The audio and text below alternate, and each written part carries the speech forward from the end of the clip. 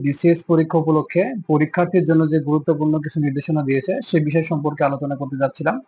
আপনারা যারা 47তম বিসিএস পরীক্ষায় পরীক্ষা দিতে যাবেন, সেক্ষেত্রে আপনাদের সঙ্গে কি কি নিতে পারবেন আর কি কি নিতে পারবেন না সে বিষয়ে মূলত ভিডিওটি আপনারা খুব মনোযোগ সহকারে দেখবেন।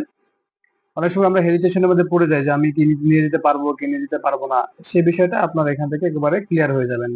দেখে নিন যে কোন কোন বিষয় বা কি কি আপনি নিতে পারবেন আর কি কি নিতে পারবেন না।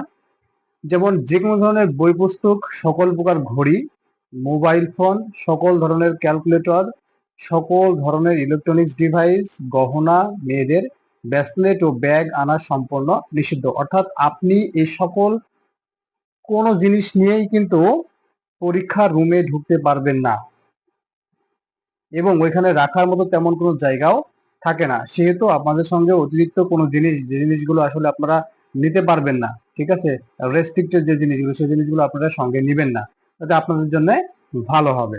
ঠিক আছে। দ্বিতীয়ত হচ্ছে যে পরীক্ষার সময় কানের উপর কোনো আবরণ রাখবেন না, কান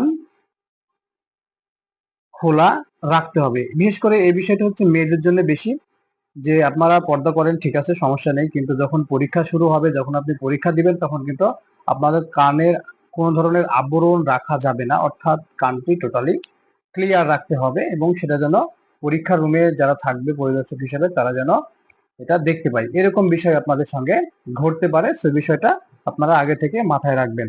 ঠিক আছে। আচ্ছা, তৃতীয়ত যে বিষয়টা বলতে চাচ্ছি সেটা হচ্ছে যে কোনো হিয়ারিং এইড ব্যবহার করা যাবে না। যাই হোক না কেন, কোন ধরনের হিয়ারিং এইড কিন্তু আপনারা ব্যবহার করতে পারবেন না। তো মূল কথা হচ্ছে যে শুধু 47তম বিসিএস পরীক্ষা উপলক্ষে পরীক্ষার্থীর জন্য গুরুত্বপূর্ণ নির্দেশনা এরকম না। যত ধরনের পাবলিক বা কম্পিটিটিভ পরীক্ষাগুলো আছে, সকল পরীক্ষার জন্য কিন্তু এই বিষয়গুলো খুবই গুরুত্বপূর্ণ। আপনি এই ধরনের কোনো জিনিস কিন্তু ব্যবহার করতে পারবেন না অথবা নিয়ে যেয়ে কোনো লাভ হবে না। অর্থাৎ আপনি নিয়ে যেয়ে অথবা কেউ যদি ধরে ফেলে, তাহলে দেখা যাচ্ছে যে আপনি হেনস্থার শিকার হতে পারেন। সেক্ষেত্রে একটু সাবধান থেকে এই জিনিসগুলো বা এই ধরনের জিনিসগুলো আপনার নাও নেওয়া সব থেকে বেটার হবে। আশা করি আপনারা সবাই বিষয়টি বুঝতে পারছেন।